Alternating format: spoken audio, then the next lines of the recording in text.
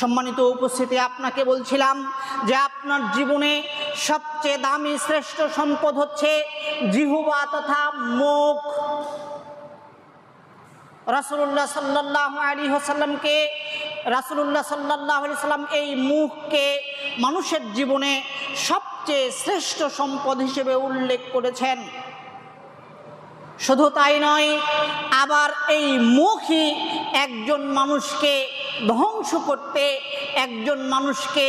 জাহান্নামে নিয়ে যেতে সহযোগিতা করে থাকে।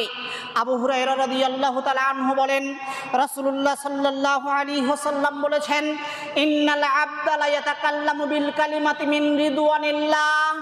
নিশ্চয় একজন ব্যক্তি এই মুখের মাধ্যমে এমন একটি সামান্য কথা বলে থাকে যেই কথাতে আল্লাহ তাআলা সন্তুষ্ট হয়ে যান, লা ইউলকিলাহা বালান, অথচ এই কথার পরিণতি সম্পর্কে, এই কথার ওজন সম্পর্কে যেই ব্যক্তিটি এই সামান্য কথা বলেছে সে এর ওজন সম্পর্কে চিন্তা ভাবনা করে না,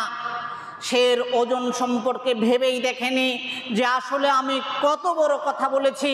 যাতে আল্লাহ সন্তুষ্ট হয়েছেন। আর সন্তুষ্ট হওয়ার পরে ইয়ারফাউহুল্লাহু বিহা দারাজাত, ওই সামান্য কথাতেই আল্লাহ তাআলা এই ব্যক্তির উপরে এত সন্তুষ্ট হয়ে যান, এত রাজি খুশি হয়ে যান, এত সন্তুষ্ট হয়ে যান যে এর দ্বারা আল্লাহ তাআলা ওই ব্যক্তির মর্যাদাকে বৃদ্ধি করে দিয়ে দেন। সম্মানিত উপস্থিতি, আপনি আপনার জীবনে কোনো এক অংশে আপনি ঠকে গিয়েছিলেন, আপনার জীবনের ক্ষতি হয়েছে, তখন আপনি বলছেন যাক, যা হয়েছে হয়েছে, আল্লাহর পক্ষ থেকেই হয়েছে, আমি তা মেনে নিলাম। এইটা আপনার জীবনে খুব তুচ্ছ একটি কথা, আপনি তেমন কোনো চিন্তা ভাবনা ছাড়াই এই কথাটা আপনি বলে ফেলেছেন, কিন্তু এর পরিণতি সম্পর্কে, এই কথার ওজন সম্পর্কে আপনি পরিমাপ করেননি, আপনি ভেবে দেখেননি। এই কথাটাই আল্লাহর নিকটে এত পছন্দ হয়েছে যে এই কথার মাধ্যমে আল্লাহ তাআলা আপনার মান মর্যাদাকে বৃদ্ধি করে দিয়েছেন অনেক গুণে।